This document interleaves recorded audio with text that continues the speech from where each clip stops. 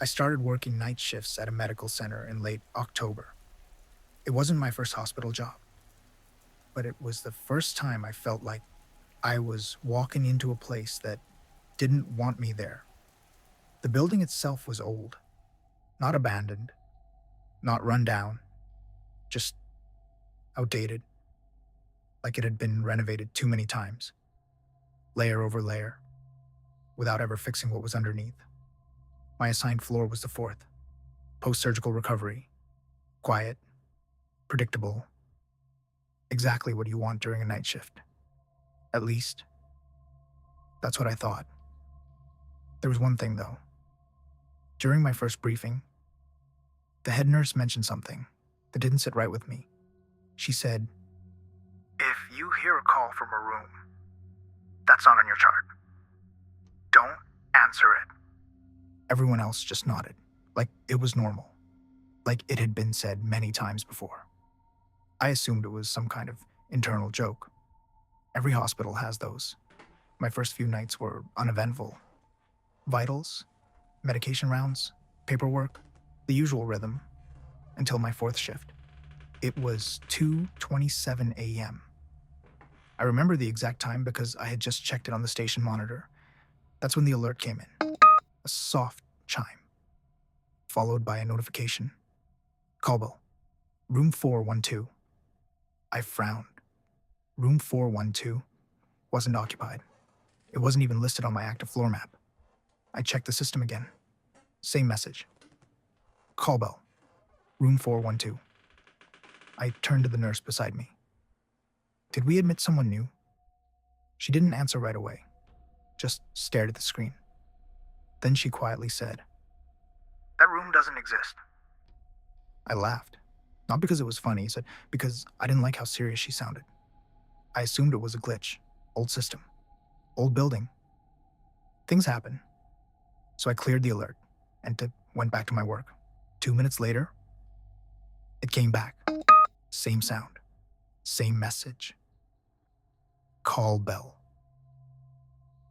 Room 412. This time, it didn't disappear. The notification stayed on the screen, blinking, waiting. I felt something shift, not fear. Not yet, just discomfort, like something was out of place. "I'll check it," I said. The other nurse immediately shook her head. "You shouldn't." That was enough to make me go. Not because I was brave, but because I needed to prove there was nothing there. The hallway was quiet, too quiet, even for that time of night. My footsteps felt louder, echoing in a way they hadn't before. I followed the room numbers: 406, 408, 410. And then the hallway ended. There was no 412, just a blank wall, fresh paint, slightly different shade from the rest of the corridor. I stood there for a moment, staring at it. And that's when I heard it. A faint sound, behind the wall. A soft, rhythmic clicking, like a button being pressed, over and over again. My chest tightened. I stepped closer, placed my hand on the wall. Cold, much colder than it should have been. And then the call bell sound echoed again, but not from the station, from inside the wall. I pulled my hand back, took a step away, and that's when I noticed something. There was a seam, barely visible, running vertically along the paint like a door. That had been sealed. I don't know why I did it. Maybe curiosity, maybe something else. But I pressed against it, and it moved, just a little, enough to open a gap, enough to see inside. It was a room, old, not like the rest of the hospital. The walls were yellowed, the equipment outdated, and in the center, a bed, occupied. There was a patient, lying completely still, facing the ceiling. Skin, too pale. Eyes, open. And next to the bed, mounted on the wall, a call button, being pressed. slowly, repeatedly, but no one was touching it. I froze. Every instinct told me to leave, to close the door, to pretend I never saw it. But then, the patient moved, just slightly. Their head turned, toward me, and their eyes, locked onto mine. Their lips parted, dry, cracked, and they whispered, "Finally." The call bell stopped, and the monitor behind them, which I hadn't noticed before, flatlined, a long, continuous tone, loud, wrong. I stumbled back. The door slammed shut, sealing itself, like it was never there. When I returned to the station, the alert was gone. No record, no log, nothing. I checked the system history. Empty, like it never happened. The next morning, I asked about room 412, carefully, casually. The head nurse looked at me for a long time. Then she said, "That floor used to be different." That's all she would say. I didn't push. I didn't want to know. But since that night, every few shifts, at exactly 2:27 a.m., the system freezes just for a second, and in that moment, a single message appears. Not logged, not saved, just there. Call bell, room 412. And sometimes, if I'm alone, I can still hear it, waiting for someone to answer.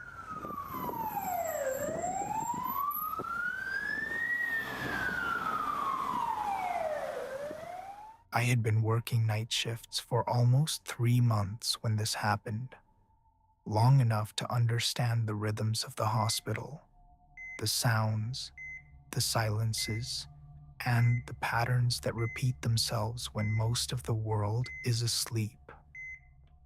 By then, I knew which patients would need extra attention, which monitors were unreliable, and which parts of the building felt wrong, even if no one ever said it out loud. The 5th floor was where I spent most of my nights. It was a mixed unit, long-term patients, a few post-surgical recoveries, and at the far end, 3 isolation rooms: room 516, room 517, room 518. Except 518 was always empty, not available, not ready for admission, just unused. No equipment inside, no patient assigned, no reason to enter. I only noticed that detail because one of the senior nurses told me on my first week, "If the system ever shows activity in 518, don't go there alone." She said it casually, like it was nothing, but she didn't smile. That night started normally. Vitals were stable, no emergencies, the kind of shift where time stretches quietly. Around 2:43 a.m., I was at the nurse's station reviewing charts when the system flickered, just once. Then a new line appeared. Room 518, new admission. I stared at it for a few seconds. There hadn't been any transfers. No elevators had opened. No calls from ER. Nothing. I checked the timestamp. 2:43 a.m. Just seconds ago. I called over another nurse. "Did someone come in?" She leaned closer to the screen. Her expression changed immediately. "That's not possible." She didn't elaborate. She just refreshed the system. The entry stayed. Room 518. Patient admitted. No name, no age, no chart, just that line. For a moment, neither of us said anything. Then, almost instinctively, she stepped back. "You should call it in," she said. But she didn't reach for the phone. And she didn't offer to come with me. That was the moment something felt off. Still, protocol is protocol. If a patient is admitted, you check. So I grabbed a tablet and started walking down the corridor. The further I went, the quieter it got. Not the normal quiet. Not the soft hum of machines and distant footsteps. This was empty. like sound itself had been lowered. Rooms 510, 512, 514, everything normal. Patients asleep, monitor steady. Then I reached 516. The lights above flickered once, just once. I slowed down. I could already see the door to 518 at the end of the hall, closed. But something was different. The light inside was on. That light was never on. I stopped a few steps away. I told myself it was just a late admission. Someone had been brought in quietly. It happens. But as I got closer, I realized something else. There was no sound coming from inside. No machines, no oxygen flow, no movement, nothing. I reached for the handle, cold, unnaturally cold. I hesitated, just for a second. Then I opened the door. The room was set up. That's the first thing I noticed. Fully prepared, bed made, monitor active. IV stand ready, like someone had rushed to assemble it. But no one had, because I would have seen it. And on the bed, there was a patient, lying flat, covered up to the chest, completely still. I stepped inside slowly. Hello? No response. I moved closer. The monitor next to the bed was on, but it wasn't displaying normal vitals, just a flat line. A constant, silent flat line.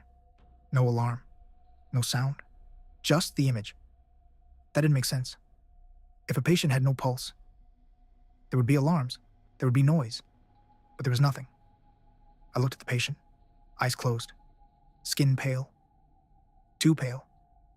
I reached out and lightly touched their arm. Cold. Not recently cold. The kind of cold that takes time. That's when the monitor flickered. The flat line twitched. Once, then again. And suddenly, it started showing a heartbeat. Slow, irregular. But there, I froze, because I hadn't done anything. And then, the patient inhaled, a sharp, unnatural breath, like air forcing its way into lungs that didn't want it. His eyes opened, slowly, directly toward me. And I realized they weren't focusing on the room. They were focusing on me, like they had been waiting. His lips moved, dry, barely forming words. You took too long. My chest tightened. I stepped back. I'm calling someone, I said. But my voice didn't sound right. Too quiet, like it didn't belong in that room. The patient's eyes followed me, unblinking. You weren't the first, he whispered. That made my stomach drop. What? No answer. Just that same stare. Then, the monitor flatlined again. Instantly, that time with sound. A loud, piercing tone. I rushed out into the hallway. Code Blue, room 518. My voice echoed this time. Normal again. Footsteps, doors opening, people running. 2 nurses and a doctor followed me back inside. But when we entered, the room was empty. Completely empty. No patient, no equipment, no monitor, nothing. Just a bare room, like it had always been. They all looked at me, confused, annoyed. There's nothing here, one of them said. I turned toward the bed, but there was no bed. No sheets, no sign that anything had ever been there. I checked the system again later. Room 518 was gone. No admission record, no timestamp, no trace. Like it never happened. I tried to explain it, to make sense of it, but no one wanted to talk about it. Not directly. Until one nurse, at the end of my shift, quietly asked me, Did they say anything to you? I hesitated, then I nodded. She didn't ask nothing more. She just looked at the floor and said, Then it knows you now. Since that night, room 518 still appears. Not every shift, not even every week. But sometimes, when the system flickers, I see it. Room 518. Patient admitted. And now, I never go to the end of that hallway anymore. Because once, as I was leaving early, I glanced down the corridor, and the door to 518 was slightly open, just enough for me to see someone standing inside, watching.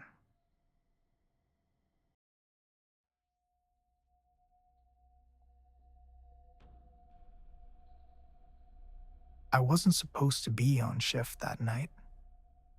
I had already finished 3 in a row, and I remember being exhausted, the kind of tired that settles behind your eyes and makes everything feel slightly unreal.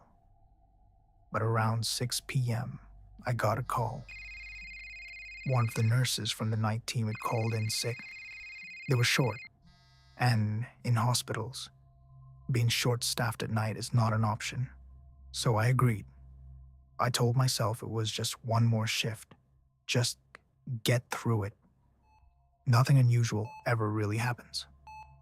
That's what I believed at that time. The unit I was assigned to wasn't my usual one. It was the lower level. Sub-level 2. A part of the hospital most people rarely see. It wasn't abandoned. It wasn't closed. But it also wasn't active. It was used mostly for observation cases, overflow patients, and sometimes people who needed to be kept isolated for non-medical reasons. That's how it was described to me. Non-medical reasons. I didn't ask what that meant. When I arrived, something already felt off. Not in an obvious way, just a feeling. Like the air was heavier down there. The lighting was dimmer, more yellow. The walls looked older than the rest of the hospital. And the silence. It wasn't peaceful. It felt watched. There were only 4 rooms in use that night, 3 occupied. One listed as under observation. No details, no name attached. Just a note. Do not leave unattended. I asked the nurse handing over the shift about it. She hesitated, just for a moment. Then she said, "Just check in every hour." That was it. No explanation. No eye contact. She left quickly, faster than normal. I remember noticing that. Around 1:30 a.m., everything was quiet. The patients in the other room were stable, sleeping. No alerts, no calls. Just that heavy silence pressing in from the hallway. That's when I decided to check the observation room. Room S2-04. It was at the very end of the corridor, further than the others. The lights above it flickered slightly as I approached. Not aggressively, just enough to make the shadows shift. The door was closed, no sound coming from inside. I knocked once, no response. I opened the door. The room was dim, only one light on. And in the bed, there was someone, sitting upright, not lying down, not resting, just sitting, perfectly still, facing the door, facing me. I froze for a second, because I hadn't expected that. Patients in observation are usually sedated, or at least resting. This one was awake, and already looking at me, like he knew exactly when I would walk in. "Hi," I said quietly. No response. I stepped closer, slowly, carefully. "Can you tell me your name?" Nothing. No movement. No blinking. Just staring. His eyes looked wrong. Not empty. Not unfocused. Too focused. Like all his attention was locked onto me. And nothing else existed. I checked the monitor beside the bed. Normal vitals. Heart rate steady. Breathing consistent. Everything fine. But it didn't match what I was seeing. Because no one that's still should look alive like that. I took a step back. "I'll be back to check on you," I said. Still nothing. As I reached the door, he spoke. His voice was quiet. Too quiet. Like it didn't fully come from his body. "You shouldn't have come tonight." I stopped, turned slowly. "What do you mean?" No answer. Just that same stare. Unblinking. I left the room, closed the door behind me, and tried to shake it off. Some patients are like that, detached, unresponsive. It happens. That's what I told myself. But the rest of the shift, something changed. The silence got heavier. The hallway felt longer. And every time I looked toward the end, toward room S2-04, I had the feeling the door was slightly more open than before, even when I knew I had closed it. At 2:47 a.m., the lights flickered, all of them, at once, then stabilized, except for one, the light above S2-04. That one kept flickering, slow, uneven. I stood there watching it for a few seconds.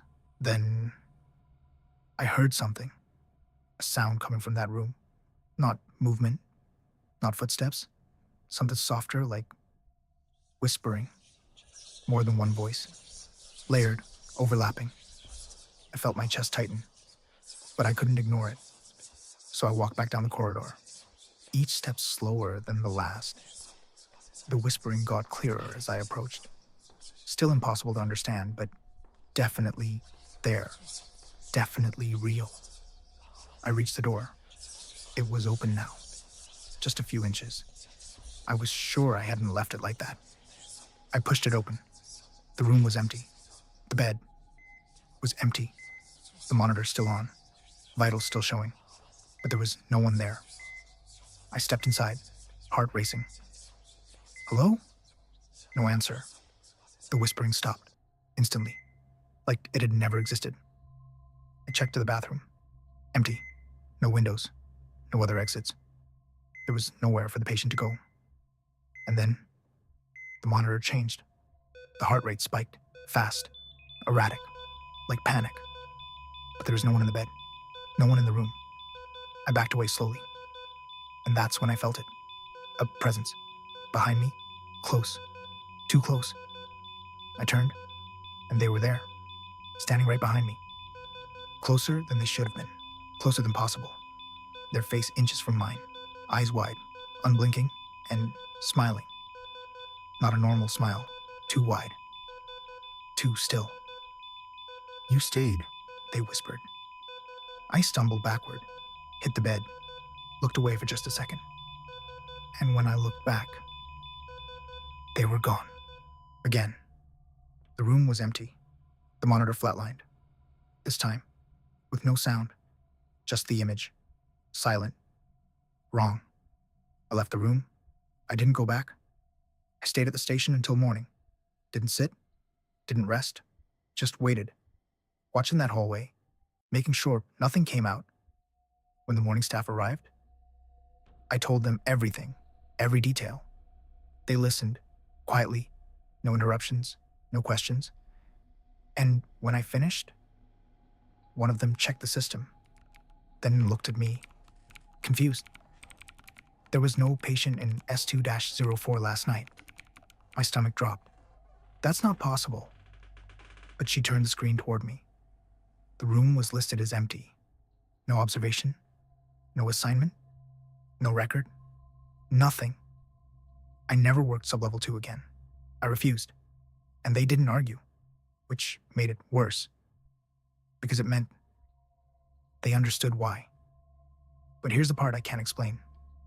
Sometimes, when I finish a night shift and I'm walking out of the hospital, I pass by a dark hallway near the lower levels, and just for a second, I feel that same heavy air again, that same silence.